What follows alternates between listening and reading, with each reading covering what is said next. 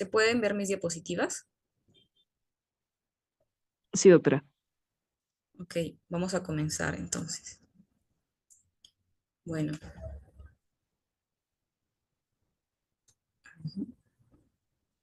ante todo, buenas tardes, doctores. En esta ocasión voy a dar una pequeña charla de capacitación acerca de apendicitis aguda. Como sabemos, la apendicitis es una enfermedad inflamatoria que afecta al apéndice, ¿no? Que es un órgano vestigial, vermiforme, es decir, una forma de gusano.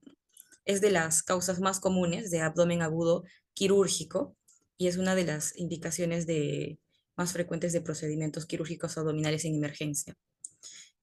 Anatómicamente debemos saber que el apéndice vermiforme está al final en la base del ciego, ¿no? Cerca de la válvula ileocecal, como podemos ver en las imágenes, está en la confluencia de las tres tenias coli. El apéndice es un verdadero divertículo del ciego. Quiere decir que cuenta con las tres capas de un segmento intestinal, ¿no? Tenemos que saber también que anatómicamente el apéndice vermiforme está irrigado por la rama apendicular de la arteria ileocólica. El drenaje venoso está dado por la vena apendicular, está inervado por el plexo mesentérico superior, específicamente desde el T10 hasta la L1. Y bueno, las capas que forman el apéndice vermiforme son la serosa, que es la parte más externa, la capa muscular, más internamente la capa submucosa y más internamente la capa mucosa. Obviamente sabemos que hay variaciones en la posición del apéndice.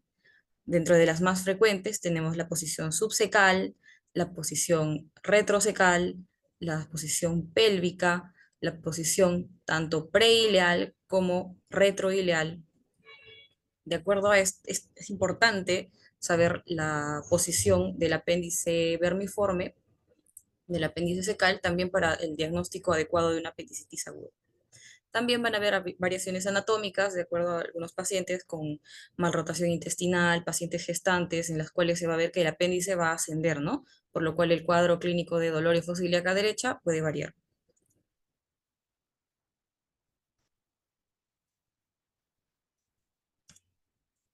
Mm,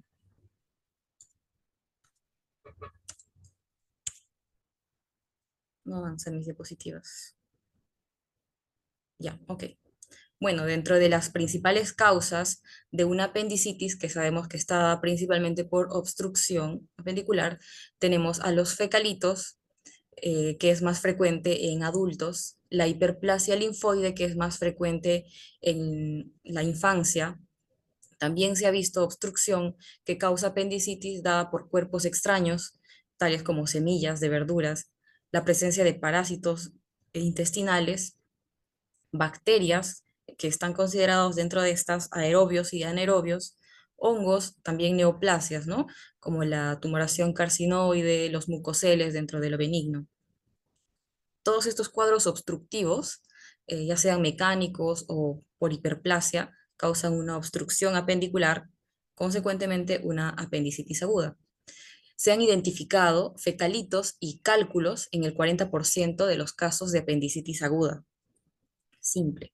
Y en 65% de los casos de apendicitis es gangrenosa sin perforación y en casi el 90% de los casos de apendicitis gangrenosa existe perforación. Bueno, tenemos ya las fases de la apendicitis aguda, desde un apéndice normal, un apéndice en estadio congestivo o catarral, ¿no? En el cual hay edema, hiperemia de la pared, congestión vascular, a predominio venoso. Tienen que acordarse de eso. Primero es la congestión venosa de la serosa, la fase 2, que es la fase flemonosa o fase supurativa, donde hay una mayor congestión vascular, hay tanto compromiso venoso y compromiso linfático, y también aparece exudado fibrino purulento, y comienza la proliferación bacteriana hacia la cavidad libre. En algunas bibliografías mencionan que a partir de las 12 horas, donde se supone que se puede ver una apendicitis flemonosa, por las microperforaciones ya hay un estado complicado o infeccioso de la apendicitis aguda, Mientras que en otras bibliografías mencionan que a partir eh, del tercer momento de la apendicitis aguda, que es una apendicitis gangrenosa o necrótica, ya es la etapa complicada, ¿no? Que es a partir de las 24 horas. Aquí ya hay compromiso arterial, ¿no? También el venoso, que fue del principio, y el linfático. Existe anoxia de los tejidos que origina necrosis de la pared del apéndice. Hay un gran componente inflamatorio y, bueno, hay una mayor cantidad de componente purulento. Aquí también hay ya más evidente las perforaciones con líquido peritoneal, purulento y fecaloideo. Se menciona que también en esta etapa ya hay bacterias que van a proliferar la cavidad abdominal, ¿no? Dentro de la purulencia que se ve. Y la cuarta fase, que es la apendicitis perforada, en la cual la pared apendicular se perfora y libera material purulento y fecal hacia la cavidad abdominal. Al ocurrir esto puede ocasionarse una peritonitis localizada o generalizada o un plastrón apendicular. Bueno, dentro de las manifestaciones clínicas tenemos primero los síntomas y luego los signos. Los síntomas principalmente están dados por la tríada de Murphy, que inicia con el dolor abdominal, las náuseas y los vómitos y la fiebre, ¿no? En cuanto a la ubicación que les mencioné antes, cuando el apéndice está en una posición retrocecal, el dolor es en flanco o incluso en el dorso. Cuando el apéndice está en posición pélvica, el dolor es suprapúbico. Y cuando el apéndice es retroileal, se ha visto que el dolor es a nivel testicular. En cuanto a los signos, ¿no? Tenemos otra triada, que es la triada de la Foix, que está caracterizado por la hipersensibilidad de la piel, la contracción muscular refleja o defensa muscular y el dolor a la presión en el punto de McBurney. Como tenemos aquí en la imagen, podemos ver que el punto de McBurney está ubicado en la unión del tercio externo con los dos tercios internos de una línea imaginaria que va del ombligo a la espina ilíaca antero superior, ¿no? Ese es el signo de McBurney cuando hay dolor a nivel de ese punto, el cual está marcado por por la X, ¿no? Dentro de muchas otras maniobras, ¿no? Para poder diagnosticar apendicitis aguda, como el signo de Robsing, que es la migración del dolor hacia fosa ilíaca derecha cuando se realiza una compresión en otras zonas, tales como la fosa ilíaca izquierda o incluso mesogastrio, ¿no? Esto producido por el desplazamiento del gas a nivel del marco colónico, ¿no? Del colon descendente hacia el colon ascendente, ciego y apéndice secal. Bueno, para hacer el diagnóstico tenemos que saber que es importante que el diagnóstico es clínico.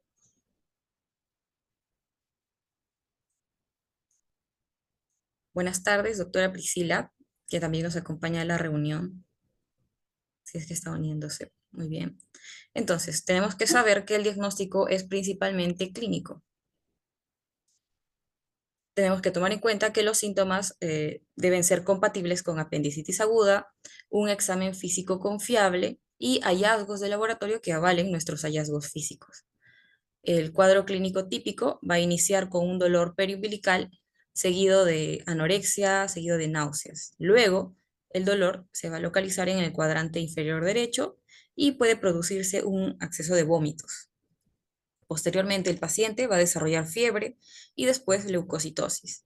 Dentro del diagnóstico clínico tenemos una escala que nos ha ayudado desde hace muchísimo tiempo para poder valorar o acercarnos a la clínica de una apendicitis aguda, que es la escala o el score de Alvarado, donde toma en cuenta los datos clínicos, que es el dolor migratorio en la fosa ilíaca derecha, la anorexia, los náuseas o vómitos, la hipersensibilidad en fosa ilíaca derecha, el rebote en fosa ilíaca derecha, la fiebre más de 36,3 grados, 37,5 grados, está mejor calificada la fiebre, la leucocitosis, más de 10.000 leucocitos por campo, y la desviación izquierda, ¿no? O neutrofil.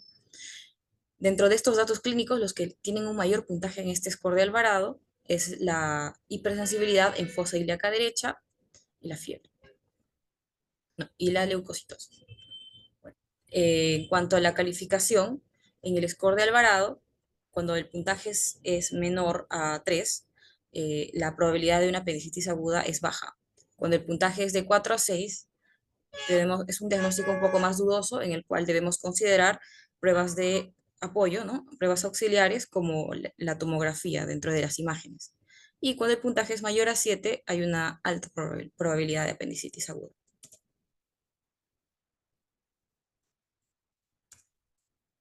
Mm,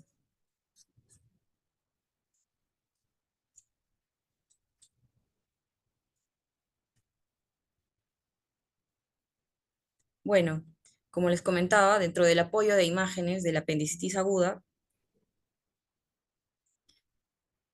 la que más nos ayuda es la tomografía, ya que, bueno, también hay imágenes donde podríamos apreciar algunos signos de una apendicitis aguda, pero no son de mayor ayuda, como por ejemplo en esta radiografía de abdomen simple de pie, en un paciente con apendicitis aguda, lo que se puede ver y nos puede ayudar al diagnóstico es la presencia de esta radioopacidad, ¿no? A nivel de fosa ilíaca derecha, que que en sí es un fecalito, ¿no? Eso nos podría ayudar al diagnóstico de la apendicitis aguda. En una ecografía tenemos el signo de la diana, que es el edema, el engrosamiento de la pared apendicular, al igual que este es un corte eh, axial y en un corte más longitudinal a partir del apéndice, pues tenemos la presencia del engrosamiento de la pared, ¿no? De más de 2 milímetros de la pared y más de 6 milímetros de todo el apéndice. También la presencia de fecalitos que se pueden evidenciar dentro del apéndice. También el líquido libre que nos puede ayudar al diagnóstico de una apendicitis aguda complicada, en el cual ya hay purulencia tanto localizada o puede ser generalizada. En la tomografía, que es la que más nos ayuda, donde se ven, ¿no?, las características anatómicas del apéndice, que están, en este caso, eh, alteradas. Hay un aumento del grosor del apéndice, tanto en el corte axial como en el corte coronal. En este caso no se evidencia el líquido libre, pero también nos podría ayudar a evidenciar el líquido libre, también el aumento de la densidad de la grasa periapendicular, ¿no? Una estriación de la grasa, la cual no se va a ver así oscura, se va a ver más blanquecina. Entonces, son signos que nos ayudarían a ver una apendicitis aguda. Bueno, y en la resonancia también que se han visto puede ayudarnos también al diagnóstico de la apendicitis aguda, con las mismas características. Aumento del diámetro del apéndice cecal. Bueno, en cuanto a las complicaciones, tenemos la perforación, que es la más frecuente, con peritonitis localizada, que se considera cuando hay purulencia en un cuadrante, la peritonitis generalizada, cuando ocupa dos o más cuadrantes, el absceso apendicular, el plastrón apendicular y la pileflebitis como la complicación más grave, ¿no? Cuando hay una trombosis portal. Bueno, se refiere a una apendicitis perforada, una apendicitis, la peritonitis localizada, ¿no? Cuando se asocia a un absceso, ¿no? O a un flemón. La tasa de incidencia de las complicaciones de la apendicitis es de 2 por 100.000 personas. Los niños menores de 5 años de edad y los pacientes mayores de 65 años tienen tasas más altas de perforación, hasta un 51% en adultos. Y la tasa de perforación va a aumentar conforme se incrementa la duración de los síntomas. Ujú, ujú. No vas a la diapositiva.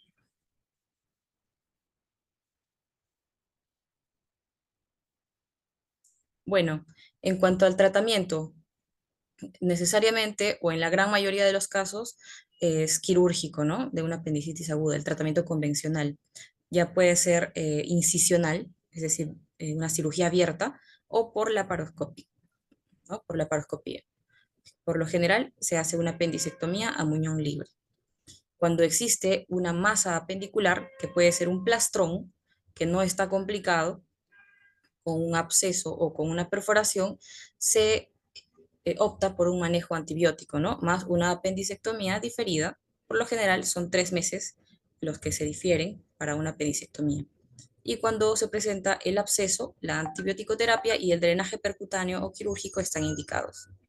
La laparoscopia, como sabemos, una apendicectomía laparoscópica se va a acompañar o va a ser más beneficiosa porque va a tener menos infecciones en la herida operatoria en comparación a una apendicectomía abierta.